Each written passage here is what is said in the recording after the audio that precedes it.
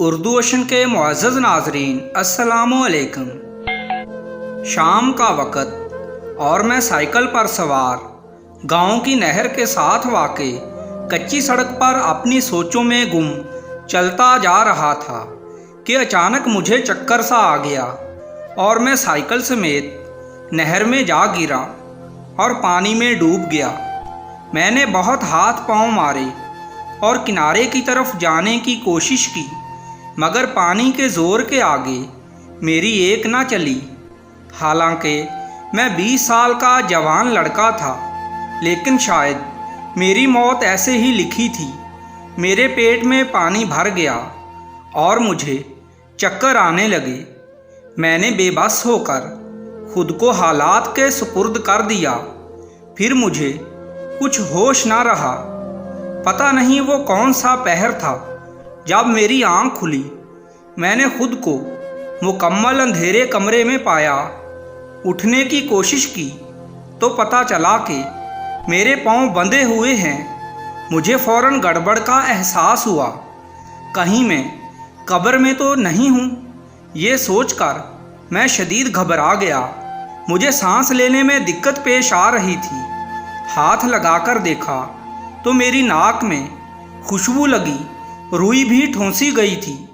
مجھے یقین ہو گیا کہ میں واقعی قبر میں ہوں۔ میں گھبرا کر جلدی سے اٹھ بیٹھا، ناک سے روئی نکالی اور اپنے پاؤں کھولے اور سوچنے لگا کہ میں قبر میں پہنچا کیسے۔ پھر اچانک مجھے یاد آیا کہ میں سائیکل پر جاتے ہوئے نہر میں گر گیا تھا اور پانی میں ڈوب کر مر گیا تھا۔ مجھے اچانک اپنے ماں باپ اور بھائی بہن یاد آئے تو میرا کلیجہ غم سے پھٹنے لگا کہ میری موت پر ان کی کیا حالت ہوئی ہوگی۔ میری خالہ کی بیٹی سندل، جس سے میری منگنی ہوئی تھی، وہ مجھے کتنا چاہتی تھی۔ میرے بغیر وہ کتنا بے چین اور اداس ہوگی۔ یہ سب باتیں سوچ کر میں پھوٹ پھوٹ کر رو پڑا۔ میں اتنی جلدی کیوں مر گیا تھا؟ اس سوال کا جواب مجھے کون دے گا؟ پھر میں سیدھا ہو کر بیٹھ گیا اور حساب کتاب والے فرشتوں کا انتظار کرنے لگا۔ میں سوچ کر پریشان ہو رہا تھا کہ ان کو کیسے مطمئن کروں گا، کیونکہ مجھے اپنی کوئی قابل ذکر نیکی بھی یاد نہیں تھی۔ کافی وقت گزر گیا لیکن قبر میں کوئی فرشتہ نہ آیا۔ پھر میرے دماغ میں خیال آیا کہ کہیں میں زندہ تو نہیں ہوں۔ ہو سکتا ہے میرے گھر والے غلطی سے مجھے مردہ سمجھ کر دفن کر گئے ہوں۔ کیا پتہ میں نہر میں گر کر صرف بے ہوش ہوا ہوں۔ یہ سوچ کر میں اچانک اٹھ کھڑا ہوا۔ میرا سر زور سے کسی چیز سے ٹکرایا تو مکمل اندھیرے میں بھی میری آنکھوں کے آگے جگنو سے چمکنے لگے۔ میں نے ہاتھ لگا کر دیکھا تو وہ سیمٹ کی سلیب تھیں جو کہ قبر پر ڈال کر اوپر مٹی ڈالی گئی تھی۔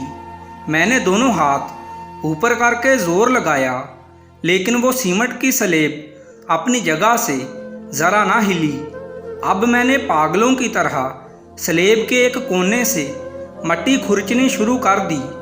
مٹی بالکل نرم تھی، وہ تیزی سے نیچے گرنے لگی، جس سے میرا حوصلہ اور بڑھ گیا۔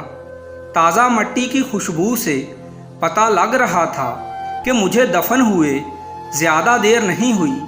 کافی دیر مٹی کھرچنے کے بعد مجھے ہلکی سی روشنی نظر آئی، ساتھ ہی تازہ ہوا کا جھونکا میری ناک سے ٹکرایا۔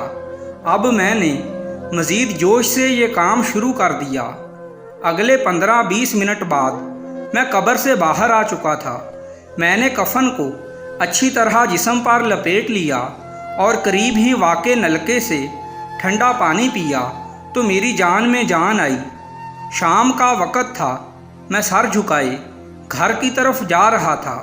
تھوڑا آگے جا کر مجھے محلے کا ایک آدمی ملا جو بیل ہانکتا ہوا لے کر جا رہا تھا۔ مجھے دیکھ کر وہ ایسا گھبرایا کہ بیل چھوڑ کر شور مچاتا ہوا گھر کی طرف بھاگ نکلا۔ تو اس کا مطلب سب کو میرے مرنے اور دفن ہونے کا معلوم ہو گیا تھا۔ جبھی وہ مجھے کفن سمیت زندہ دیکھ کر بھوت سمجھ کر بھاگ گیا تھا۔ جب میں اپنے گاؤں میں داخل ہوا تو پہلے ہی محلے میں میری خالہ کا گھر تھا۔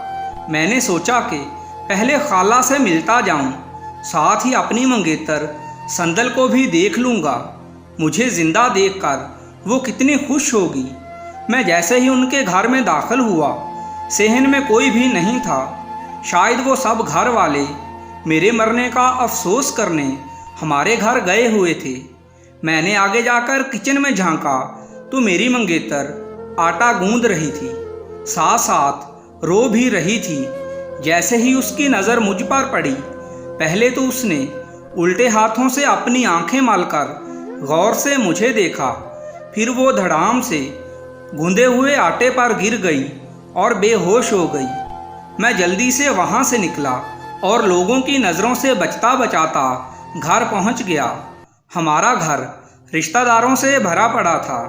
جیسے ہی انہوں نے مجھ کو دیکھا تو اکثر کی چیخیں نکل گئیں اور کچھ تو غش کھا کر گر بھی پڑے، لیکن میرے ماں باپ میرے پاس آئے اور بے رخی سے کہنے لگے کہ جاؤ، ہماری جان چھوڑ دو، ہمارا بیٹا مر چکا ہے، تم ہمارے بیٹے نہیں ہو بلکہ اس کا بھوت ہو۔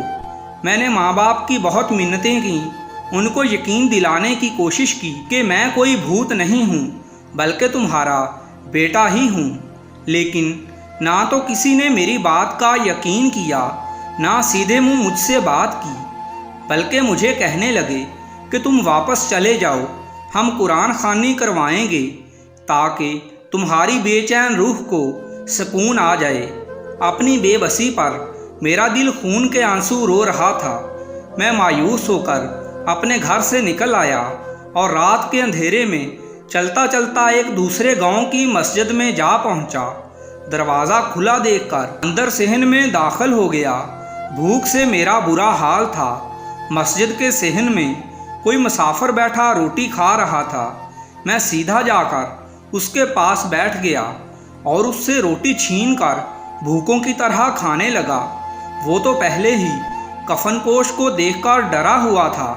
چپکے سے اٹھا اور اپنا جوتا مسجد میں چھوڑ کر باہر کو دوڑ لگا دی۔ میں نے روٹی کھا کر ٹونٹی سے پانی پیا اور مسجد کے اندر ایک کونے میں بیٹھ کر رو رو کر اللہ سے دعا کرنے لگا کہ کسی طرح میری مصیبت ختم کر دے۔ پتہ نہیں کب میں روتے روتے سو گیا۔ اچانک اذان کی آواز سن کر میری آنکھ کھل گئی۔ امام مسجد نے اذان مکمل کی اور میرے پاس آ کر بیٹھ گیا اور شفقت سے پوچھنے لگا کہ بیٹا کون ہو، کہاں سے آئے ہو، کیا مسئلہ ہے؟ قبر سے باہر آنے کے بعد یہ پہلا شخص تھا جو مجھ سے ڈرا نہیں تھا بلکہ مجھ سے ہمدردی جتا رہا تھا۔ میں نے روتے ہوئے اس کو اپنی ساری کہانی سنا ڈالی۔ امام مسجد نے کہا کہ بیٹا کئی بار ایسا ہو جاتا ہے کہ ڈاکٹر بے ہوش مریض کو مردہ قرار دے دیتے ہیں، تمہارے ساتھ بھی ایسا ہی ہوا ہوگا، اسی لیے تمہارے گھر والے تم کو دفن کر آئے۔ اب وہ کیسے اتنی آسانی سے تم کو زندہ دیکھ کر مان لیں؟ خیر، امام صاحب نے مجھے ہر طرح کے تعاون کی یقین دہانی کرائی اور جیسے ہی دن چڑھا مجھے ساتھ لے کر میرے گھر جا پہنچے اور میرے ماں باپ کو پاس بٹھا کر ساری بات سمجھائی۔ وہ پھر بھی مجھے شک کی نظروں سے دیکھ کر بھوت سمجھ رہے تھے۔ امام صاحب نے ایک چھری منگوائی اور میرے ہاتھ پر پھیر دی، جس کی وجہ سے میرا تازہ خون نکل کر بہنے لگا۔ پھر میرے گھر والوں کی طرف دیکھ کر کہنے لگا کہ دیکھو، بھوت یا روح میں خون نہیں ہوتا، یہ تمہارا اصلی بیٹا ہی ہے۔ اب تو سب کے صبر کے بندھن ٹوٹ گئے اور میرے گلے لگ کر خوشی سے رونے لگ پڑے۔ سب نے مجھے زندہ قبول کر لیا اور یوں اللہ تعالیٰ کے خاص کرم سے ایک بار پھر نارمل زندگی گزارنے لگا۔ ناظرین کرام، اس طرح کی مزید اچھی ویڈیوز کے لیے ہمارے چینل کو سبسکرائب کر دیجئے۔ شکریہ۔